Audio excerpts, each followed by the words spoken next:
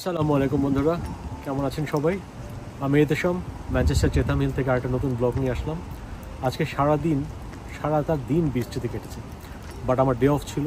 ভাবছিলাম বাইরে কোথাও যাব, জাস্ট বৃষ্টিটা থামলো। ওয়েদার ফোরকাস্ট বলছে যে জাস্ট 1 ঘন্টার জন্য হয়তো বা থামবে। তো এই ফাঁকে আমি আমার ছোটো ছেলে এবং আমার ওয়াইফকে নিয়ে বেরিয়ে পড়বো। তো ভাবছি ম্যানচেস্টার চেথাম হিল ফোর্ট থেকে একটু খাবার দাবার করে আসবো, দিনটা যাতে ওয়েস্টেজ না হয়। তো চলুন একসাথে ঘুরে আসা যায়। ম্যানচেস্টারের ওয়েদার কিন্তু সবসময় খুব আনপ্রেডিক্টেবল। গোটা ইউকে জুড়েই একই রকম আবহাওয়া বিরাজ করে, এই রোদ এই মিষ্টি। তো আমরা কিন্তু সকালে রোদ দেখেছিলাম, ভেবেছিলাম বিকালে বাইরে যাব, এখন আবার বৃষ্টি পড়ছে। এই জন্য অনেকে ম্যানচেস্টারকে রেইনি সিটিও বলে থাকে।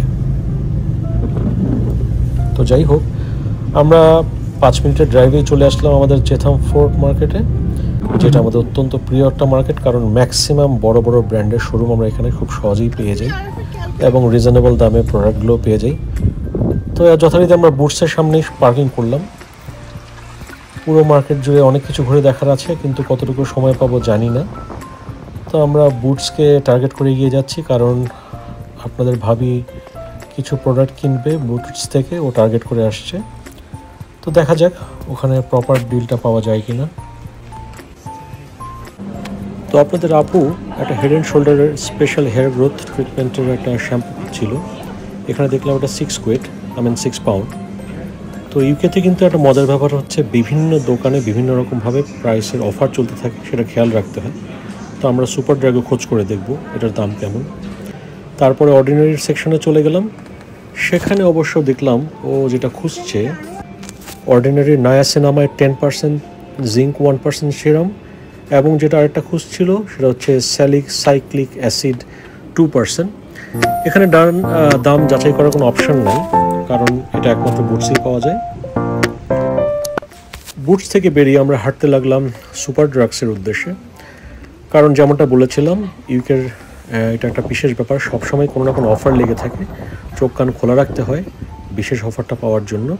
তো আমরা আস্তে আস্তে সুপার ড্রাগসে দেখার জন্য সামনে এগিয়ে গেলাম।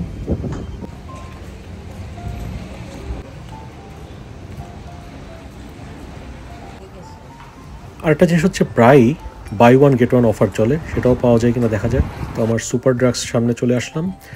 এখানে আমরা অবশ্যই একই হেড অ্যান্ড শোল্ডারের স্পেশাল হেড ট্রিটমেন্টের যে শ্যাম্পুটাও চাচ্ছিল এটা পেয়ে গেল, এবং ভেরি ইমপ্রেসিভলি 4 পাউন্ডে, যেটা 6 পাউন্ডে পাওয়া যাচ্ছিল 2 পাউন্ড কমে কিন্তু এখানে পাওয়া গেল।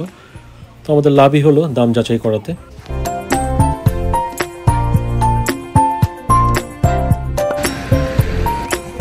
তো ছোট্ট শপিংয়ের পালা শেষ করে এবার পেট পুজোর পালা।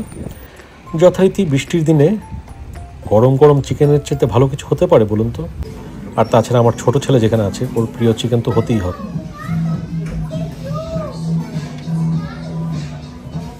তো আমরা কাউন্টারের ভিড় ঠেলে সেলফ সার্ভিস কিওস্কে অর্ডার দিয়ে দিলাম হট উইংস, আমার ছোট ছেলের পছন্দের, এবং সেই সাথে আমাদের জন্য কিছু চিকেন ফিলে অর্ডার দিলাম এবং ড্রিঙ্কস। আর তাছাড়া আমার বড় ছেলের জন্য, ও যদিও আসেনি, চকলেট শেক ক্রাঞ্চ অর্ডার দিয়ে দিলাম, সেটা সাথে করে নিয়ে যাব। অপেক্ষা করছি খাবারের জন্য। It's time to tip of the day. Manchester এবং সমগ্র ইংল্যান্ডে ফাস্টফুড খুব সহজেই পাওয়া যায়, সবখানেই ম্যাকডোনাল্ডস, কেএফসি সব লেগেই আছে।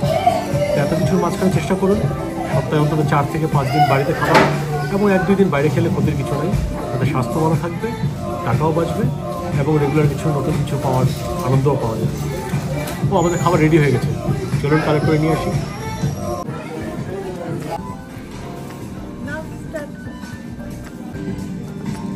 নবাবের প্রিয় কেএফসি, হ্যাঁ, অন্য কিছু আর চলে না, শুধু কেএফসি। গোটা ইউকেতে কিন্তু হালাল ফুডের একটা কঠিন কালচার আছে। এখানে অনেক মুসলিমদের জন্য অ্যাভেলেবেল কেএফসি, সাবওয়ে, ম্যাকডোনাল্ডসের হালাল ব্রাঞ্চ পাওয়া যায়। তো আমরা মোটামুটি সবসময় এমন একটা হালাল ব্রাঞ্চ খুঁজি, ট্রিট নেওয়ার জন্য চলে আসি। আর তাছাড়া গোটা ইউকে জুড়ে তো হালাল ফাস্টফুড খাবার একটা বিশেষ কালচার আছেই। এখানে কমপক্ষে 20% মানুষ অন্তত একবেলা ফাস্টফুডে যায়। তো আমরা খাবার শেষ করে যাওয়ার জন্য প্রস্তুত হচ্ছি, আর আমার বড় ছেলের জন্য কেনা যেই শেডটা নিয়েছিলাম সেটা সাথে করে নিয়ে যাবো ওর জন্য। তো বাইরে বেরিয়ে দেখলাম আরও অন্ধকার হয়ে গেছে, অঝোরধারে বৃষ্টি আসবে বলে মনে হচ্ছে। তো আমাদের ঘোরাঘুরির কোনো অপশন নেই, আমরা এখন বাড়ি যাবার জন্য প্রস্তুত হয়ে যাচ্ছি। তো এই তো বাড়ি ফেরার পালা। Advice of the day, Manchester এবং সমগ্র ইউকেতে ওই একই অবস্থা। ওয়েদারটা খুবই আনপ্রেডিক্টেবল, যে কোনো সময় বৃষ্টি শুরু হয়ে যেতে পারে, যেমনটা আপনারা দেখলেন। আমরা এসে একটা ওয়েদার ফোরকাস্টেশনে আসলাম যে বৃষ্টি হবে না, আবার বৃষ্টি হয়ে সমস্ত চারিপাশ অন্ধকার হয়ে গেছে। এখন কিন্তু সন্ধ্যা হয়নি, কিন্তু একদম অন্ধকার হয়ে গেছে, যে কোনো সময় বৃষ্টি শুরু হয়ে যাবে। আর অ্যাডভাইস যে দিতে হয় এবং শুনতে হয় না তার প্রমাণ হচ্ছে আমরা, কারণ আমরা কোনো রেইনকোট বা ছাতা আনিনি। বাট অ্যাডভাইস হচ্ছে সমস্ত ইউকেতে হাঁটাহাঁটি চলাচলের সময় একটি রেইনকোট বা ছাতা অবশ্যই সাথে রাখুন, তাতে আপনার দিনটা নিরাপদে কাটতে পারে।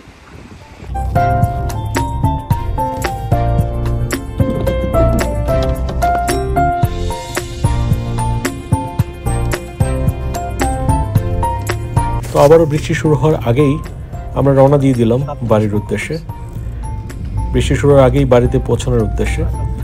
তো যাই হোক, এই 1 ঘন্টা পাওয়াতে ভালোই লাগলো। সারাটা দিন মাটি হয়ে যেত যদি একটু বাইরে বেরিয়ে না আসতাম। সে সাথে কিছু খাওয়া হয়ে গেল এবং ছোটোখাটো কিছু শপিং যেটা ছিল সেটাও করে নেওয়া গেল। তো এই তো বাড়ি ফিরে এলাম। আমাদের ছোট্ট ব্লগটা আজকে এখানেই শেষ করতে হচ্ছে। ইচ্ছে ছিল একটু বাইরে ঘুরে দেখার, কিন্তু যেভাবে আকাশ সেজে আসছে, যে কোনো সময় অঝোর ধারায় বৃষ্টি শুরু হয়ে যাবে মনে হচ্ছে, তাই তাড়াতাড়ি বাড়ি ফিরে এলাম।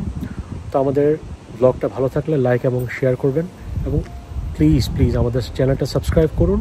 আমাদের ইউকের বিভিন্ন জীবনযাত্রা নিয়ে আমরা রেগুলার আপনাদের সাথে আপডেট করব এবং শেয়ার করে সামনে এগিয়ে যাব। ভালো থাকবেন, সুস্থ থাকবেন, আবার পরবর্তী ব্লগে দেখা হবে ইনশাআল্লাহ। আল্লাহ হাফেজ।